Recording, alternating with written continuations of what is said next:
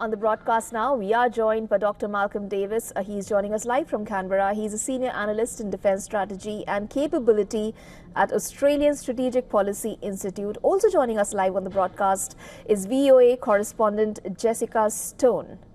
Jessica, thank you so much. Let me go across to you first. We know that you are joining from Arlington and Virginia. Just to give us a brief overview, who is currently leading the latest polls?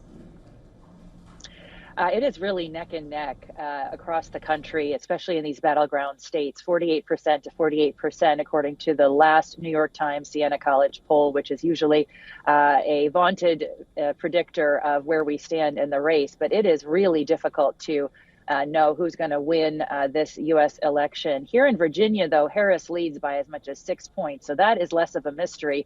We are going to see these polls open in just about 3 hours' time behind me at the Arlington County Central Library. Jessica, how did the candidates spend the last day of campaigning? Just for the sake of our viewers, if you could just summarize that. Sure. Well, they have been spending the day crisscrossing the major battleground states. In particular, you heard Kamala Harris in Philadelphia talking about the importance of democracy beginning in Pennsylvania. And that, of course, is where she ended her closing arguments in the city of, quote, brotherly love. So she really spent the day crisscrossing the state, literally ping-ponging from the east to the west, Pittsburgh to Philadelphia, Wilkes-Barre to Reading, Pennsylvania, to other parts of the state. She is really focusing on getting out the vote there in Pennsylvania. It is a critical battleground state, and I was just there over the weekend where I saw a lot of reporting indicating that if Trump can drive up the vote in the redder parts of the state, essentially the middle of Pennsylvania, that he has a chance of winning Pennsylvania. This has the 19 votes in the Electoral College. This is the biggest prize on election night. So we have a lot of attention focused on Pennsylvania. Across the other states, we saw Trump in North Carolina and in Michigan, but also spending time in Pennsylvania for those reasons. He wants to make sure that he is going to get out the vote and secure North Carolina. He lost it, or it has been very tight in the past. He lost it in the last cycle. And in Michigan, it is more likely that Harris will win Michigan, but he does want to get the vote, especially in that western part of Michigan, which tends to be more conservative, away from Detroit. That is why he ended the race there. Right, Jessica, just hold on there. We will come back to you in just a bit. Malcolm, now let me just go across to you. We were earlier talking to our correspondent Anas Malik, who had joined us live from Saida in Lebanon. He told us how people in Lebanon were awaiting the election results for them to be able to predict the fate that awaits the country, which is seeing a rising death toll amid Israeli strikes. Now, the U.S. elections are pertinent to the war. Given your area of expertise, how do you see the U.S. defense and foreign policy shaping up? Should either candidate win? Well, it's hard to say, because if Kamala Harris wins, there's probably an assumption that maybe there's more continuity than change from the previous Biden administration. But that assumption could be challenged. She may take a more assertive stance on the international stage. She's probably going to change her key advisors in terms of Secretary of State, Secretary of Defense. So she'll have different people giving different advice. And she faces a very dangerous security environment in terms of a range of major power threats: China, Russia, Iran, North Korea, all acting against US and allied interests.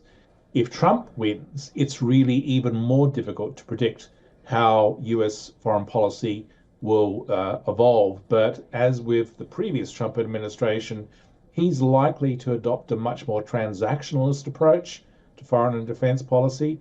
He's much more likely to basically demand that key allies and partners step up and burden share to a higher degree. And whilst I think burden sharing to a higher degree is a good thing, because that's what we all need given the dramatically increasing risk in the security environment, the risk is that allies and partners will lose confidence in US support. And you could see, for example, if the concern over extended nuclear deterrent security guarantees increases, you could see states, for example, like South Korea or Japan, looking to get nuclear weapons. So there are risks both ways. Right. Malcolm, since you last spoke of Donald Trump, now he has been talking about ending the war. Should he adopt a different policy unlike the last time, as you just spoke of? Will that result, in your opinion, be achieved, which he's talking about, that is of ending the war? I think he's talking about ending the war in Ukraine, and I think he's deluding himself. If we're talking about Ukraine, Putin does not seek to end the war. He seeks to continue to fight it. He probably sees Trump as facilitating his victory in Ukraine. And so I think that the notion that somehow Trump can magically end the war in Ukraine is fanciful. As for the Middle East, I think he doesn't have much chance there either. He's more likely to support Israel than Kamala Harris. Kamala Harris has already indicated that she wants to bring the war in Gaza to an end, but she's going to have a very hard time doing that, because even if she wants to bring the war to an end, there's no guarantee that Hamas or Hezbollah or Iran will necessarily want to bring the war to an end. So, you know, for the war to end, all sides need to seek peace. Right. Malcolm, stay on with us. Jessica, I'm just going to come back to you now. More than 75 million Americans have early voted. How does that compare to the last presidential elections? Well, it's about half of the turnout for early voting that we saw in 2020. And largely that's in part because we were in the middle of a pandemic. There were so many restrictions, and there was a lot of encouragement to early vote for certain parts of the population for their own safety. But one key difference we're seeing this year is that Republicans have outpaced Democrats in early voting. And one reason for that is that Donald Trump 4 years ago said, don't early vote. You can only really trust the system if you do it same day. This time, the Republican Party has really taken a different position, and there's been an early get out the vote message from the Trump campaign, sending more Republicans out. That has had a great effect in some of the swing states where we've seen much higher Republican turnout than Democratic turnout. That does not mean that he will win the election. It just means going in to election day, the count will be higher on the Republican side of the ledger in some of those states. Right.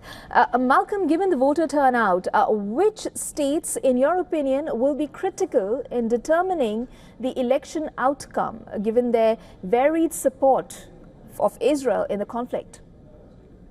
Yeah, look, Pennsylvania is obviously at the top of that list. I think that's the crucial state that either Trump or Harris needs to win. There are other states, you know, North Carolina is really important for Trump. Michigan and Wisconsin are also critical.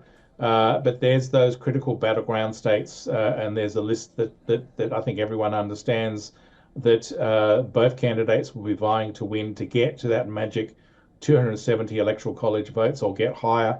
And I think that the real risk is that this election could be so tight that either we simply won't know on election day who wins, and so it could drag on in terms of legal challenges and a reversion to the 2000 election where we were counting hanging chads, or there could be violence, and that would be the real shame if there's violence on the streets because one side or the other is not accepting the vote. Jessica, could you give us an overview of the swing states? A lot has been spoken of about how critical these states are in the election outcomes. Just give us an overview thus far.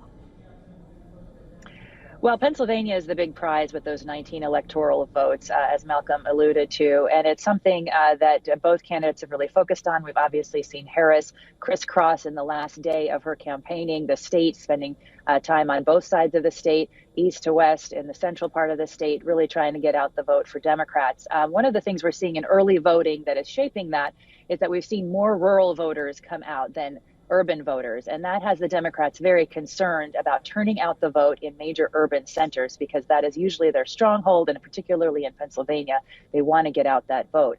As Malcolm mentioned, North Carolina, a big important state for Donald Trump. He won it by just a percentage point or less than a percentage point, and it is very contested. And, you know, we did see, obviously, the hurricane impact how voting has been run. And so we are actually seeing the fruit of that, because they did change some of the rules in the western part of the state that was impacted by Hurricane Helene. We've seen greater turnout in those areas, in part potentially because of some of those changes.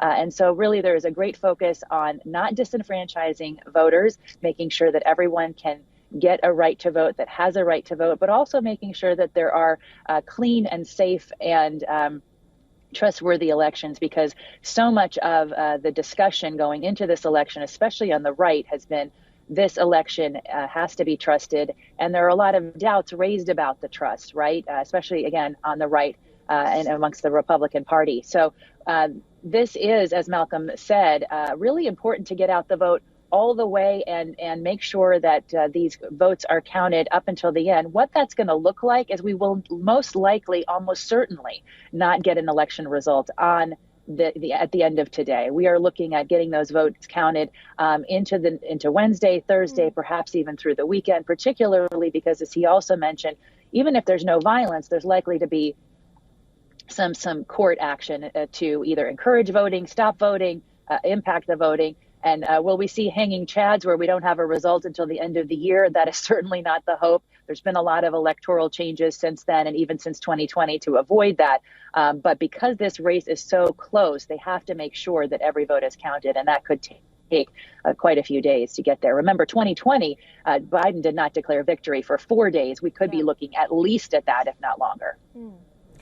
Malcolm, I'm going to pick your brains on your area of expertise again. Now, Israel has been wanting to get the United States into the war. We've seen how the Biden administration's stance has been towards it. Do you see a difference in the policy should the Democrats continue on?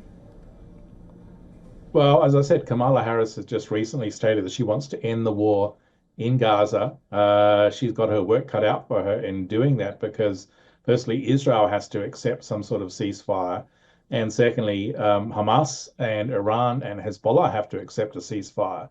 And there's currently no indications that any parties are really looking at a ceasefire. You've even got Iran threatening to strike Israel yet again after that devastating Israeli strike on Iran. So there's no indication of either side taking an off-ramp and moving towards some sort of peace settlement.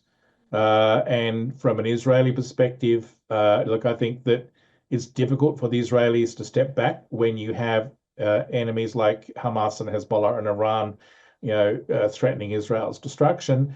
But at the same time, the civilian body count is mounting up in places like Gaza and southern Lebanon. So there's international pressure on Israel in that regard.